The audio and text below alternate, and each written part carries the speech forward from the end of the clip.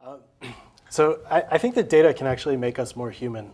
We're collecting more and more data about how we're living our lives, and I think it's telling some really fascinating stories. So let's start off with this quote. I think a wise media theorist recently tweeted this. In the 19th century, culture was defined by the novel, the 20th century culture by cinema, and the culture of the 21st century will be defined by the interface. And I think this is true, going to prove true. I think as we collect more and more data, we have this opportunity to recontextualize it, re-embody it, and present it in some really amazing ways. So I'm going to show you a few of the projects that I've worked on over the last couple of years that kind of use data to tell stories. This is a project called Flight Patterns. It's looking at air traffic over North America. So these are airplanes. What you're about to see is everybody going to sleep as everything fades back. And you'll see here on the West Coast, a lot of the red-eye flights are moving from the West Coast over the East Coast.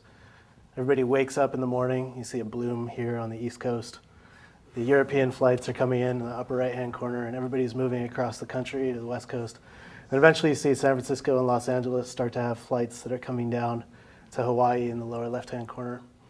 And I think it's one thing to say there's more than 140,000 airplanes being tracked by the FAA. It's a whole other thing to see that system as it ebbs and flows. So this is a look at that same 24-hour period with accumulation. So you can see color-coded by different type of aircraft, some of the paths that are existing in the skies above us. And this is looking at that same data, but color-coded to represent altitudes. So I put this into a Google Maps mashup, and you can actually zoom in on individual airports. You can double-click and take a look. This is looking at Atlanta. This is a major shipping hub. And you can see both the white representing low altitudes, blue representing high altitudes. And you can also go ahead and toggle it in the corner for model and manufacturer to see some of the diversity of air traffic that's happening in the skies above. And you can actually pan around, look at other airports. You can take a glance in the East Coast. You see some of the air traffic, the chaos that's happening in New York, and what ATC has to deal with right there. This is looking at ascending versus descending patterns. And over time, you can actually see holding patterns that start to happen. This is, again, looking at Atlanta. And below it, you'll see some of these spirals that occur where planes are in holding to land.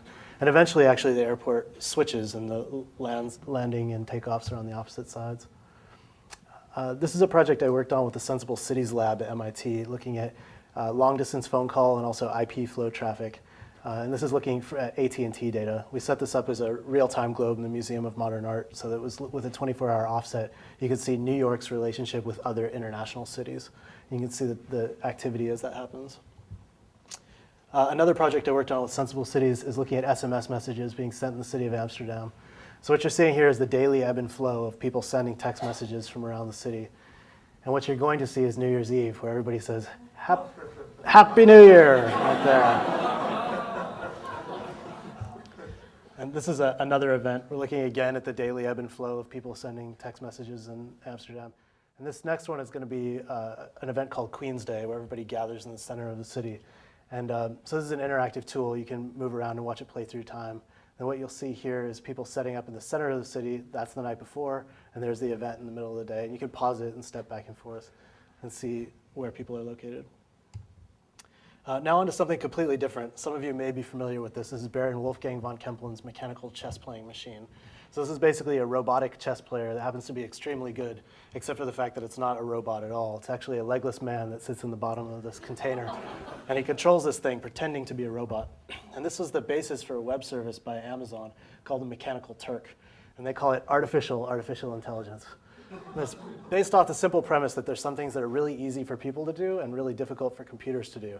So why don't we make an API that lets developers hook directly into people's brains, and they can write software that uses their brains as part of their application. And I thought this was both extremely amazing, and the nerdy side of me was like, I've got to use this. This is super powerful.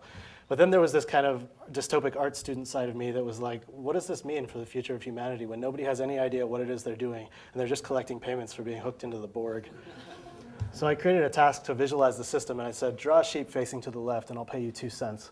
And I just made a very simple rudimentary drawing tool and processing and started collecting people's sheep. So these are a few of the first sheep that I got back. A little bit delighted by some of the creations. And I collected a lot of sheep. A lot of sheep. I took the first 10,000 sheep that I collected, and I put them on a website called thesheepmarket.com. And I actually started selling them in blocks of 20. You couldn't pick which one you wanted, but you could just, there were these commodities that you could buy and trade. What was really interesting to me was on the website, sheepmarket.com, you get this gigantic grid, but you can roll over any individual one, and you can actually see juxtaposed with the grid the process that each person went through to draw it. And I think there's a really interesting kind of tap into the humanity behind it.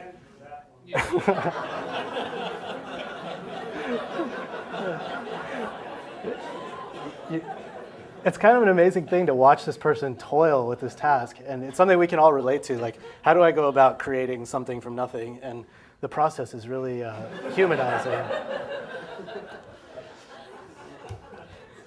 So these are a few statistics from the project. We got about 11 sheep per hour, which makes an average wage of 69 cents per hour. There were 662 sheep that didn't meet sheep-like criteria, or were thrown out of the flock. People spent from 46 minutes to 4 seconds, and it gives you kind of a sense of the different types of motivations that were happening. There were 7,599 unique IP addresses, so that's about how many people participated to the project. But of those, only one of them asked this, and I was totally blown away. Like,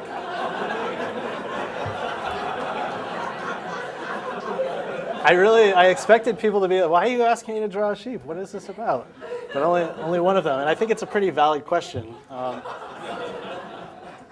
There are a lot of reasons why I chose sheep. Sheep are the first animal to be raised for mechanically processed byproducts, the first to be selectively bred for production traits, first animal to be cloned.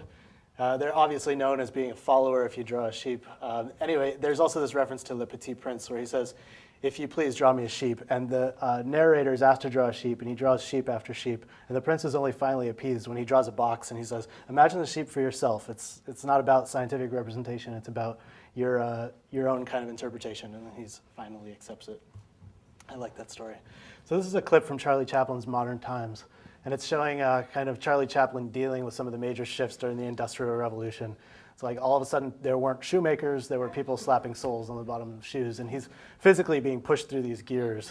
I thought it was kind of an interesting thing to think about, and I took frames from this film, divided them into 16 pieces, and fed them into the Mechanical Turk, and I asked people to draw just that little piece without knowing what it was, and then reconstructed the frame.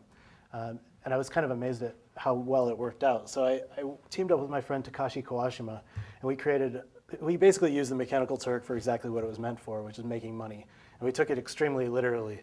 And we started, we just took a $100 bill, divided it into 10,000 pieces, and paid each person the literal value, which is 1 cent. So for 1 cent, people were creating these teeny drawings, having no idea what it was that they were doing, and they were contributing to the world's largest massive distributed forgery project that I know of. But the difference here was there were no rejected sheep. There was no sheep-like criteria. So if somebody drew a smiley face or a stick figure, it's actually in there as part of the bill. So what you see is a visualization of how well people did what they were asked to do. What you're seeing here is the $100 bill on the website, 10,000cents.com, where you can actually zoom in and view how individual people contributed. And you can also trade real $100 bills for these fake $100 bills and make a donation to the $100 laptop project, now known as One Laptop Per Child. And here's a look at, again, how some of the people, different contributions came in. You see like a stipple rendering up here, which is very nicely executed. But you'll also see random things like stick figures, lips. This person wrote, 1 cent? Really? That's all he's getting paid for that one. So the last Mechanical Turk project I'm going to talk to you about is called Bicycle Built for 2000. And some of you may know these guys in the bottom corner. This is John Kelly and Max Matthews. And at Bell Labs in the 60s, they synthesized the world's first singing computer. You may recognize it from 2001 Space Odyssey, when Hal starts singing Daisy Bell. It's basically meant to reference the point at which computers became human. We thought this was a really interesting thing to juxtapose with Mechanical Turk, where there's people pretending to be machines. So I teamed up with my friend Daniel Massey, and we resynthesized the original song. This is what that sounds like. Daisy, Daisy, give me your answer through. So we took all these notes, and we divided them up and fed them back into the Mechanical Turk individually as phonemes, so fractions of words, and also individual notes. And what you see from the Turk as a worker is the process looks like this. You come to this task, You enter your code that you've been given by the Mechanical Turk, and you test your microphone first and foremost. Hello, hello. And then you're given a little sound clip. And you do, with the best of your abilities, you emulate that sound back into your mic. You preview it, and if you're satisfied with it, you submit it into this process. So this is the first batch of sound clips that we got back, granularly synthesizing Bicycle Built for Two, just the vocals. Sweet.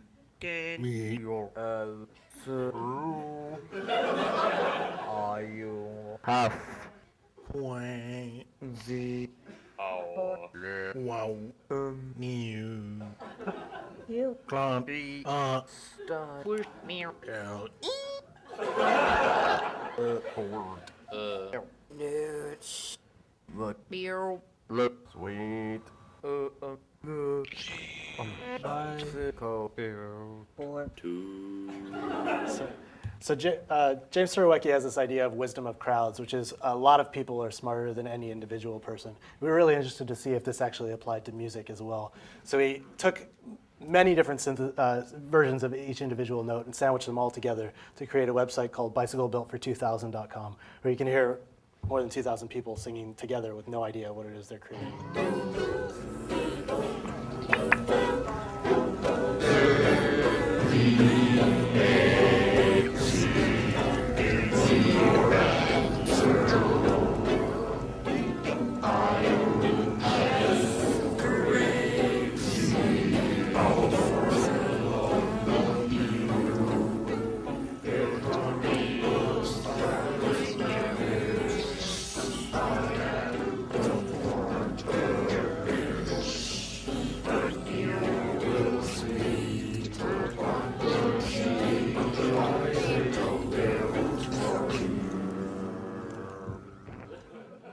I feel like I should apologize for that. Sorry. So stepping back a minute, when I was a grad student at UCLA in the Design Media Arts program, I was creating software that used basically visualized laser scanners in real time. So I made an installation for the Center for Embedded Network Sensing, which was visualizing people moving through the space and leaving traces of their body. And this was seen by a music video director named James Frost, who said, wow, you mean we could shoot a music video with no video at all? And that's what we did. So we worked to create the House of Cards music video. And this is for one of my favorite bands, Radiohead. I'm not going to show the video, but one of my favorite parts of the project was that we opened up the code and a bunch of the data so people could make their own version. We released it as an open source project on Google Code. And people started making some really interesting versions of the video. This is the pinboard Tom York and also the Lego Tom York. More recently, somebody even created a 3D print of Tom York's head. And I thought this was really exciting. It was an amazing juxtaposition to the Mechanical Turk projects where nobody had any idea what it was they were working on, and they were working in isolation. And I was really interested in the idea that people could work together and build something probably even more amazing. So I started talking at the OFFF event. I met a music video director named Chris Milk, and I showed him a bunch of the crowdsourcing stuff I'd been working on, and we both started bouncing around ideas. And we came up with this kind of collaborative platform idea.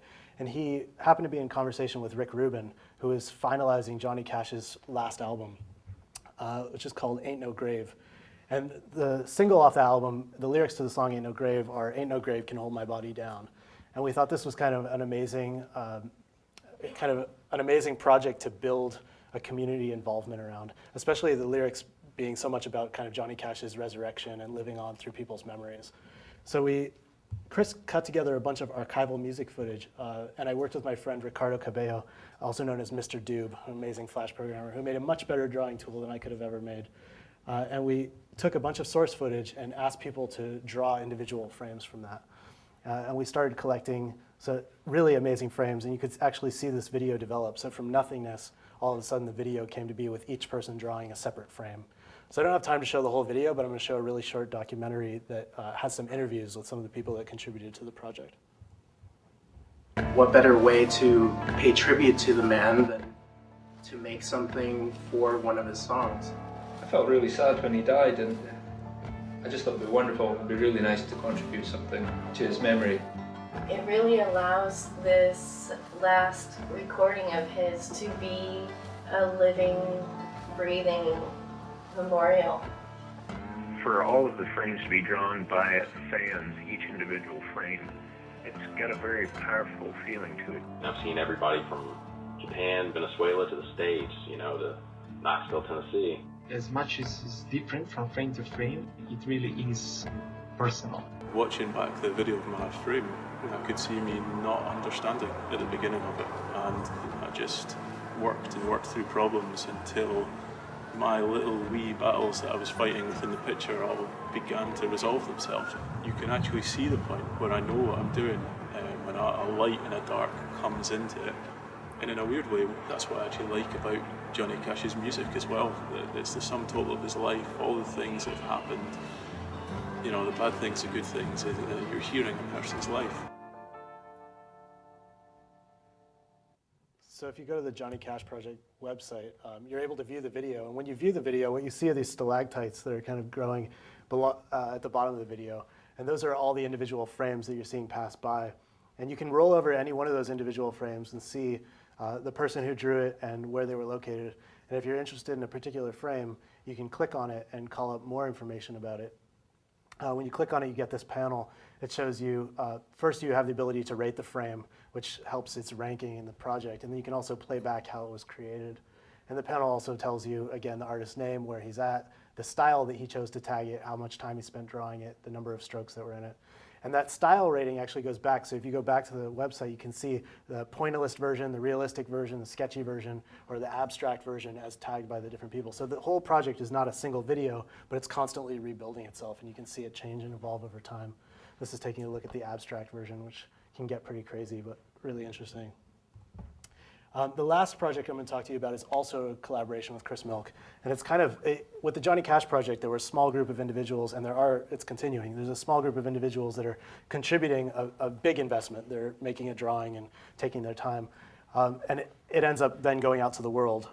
With this project, we kind of flipped that around and wanted to get a very low barrier to entry where people could participate by a simple action and then get something back that was particularly tailored just for them. We were really interested in pushing this idea of a music video further. So why are we still working in 4x3 boxes and 16:9 windows? We can take over the screen and do whatever we want. So using modern web technologies like HTML5 and JavaScript, we built out this project called The Wilderness Downtown for Arcade Fire, which plays itself out through a number of windows that are dancing across the screen. And the project really has to be it should be viewed by each person individually, because that's largely the whole point. But I'm just going to give you a really quick preview into what it looks like.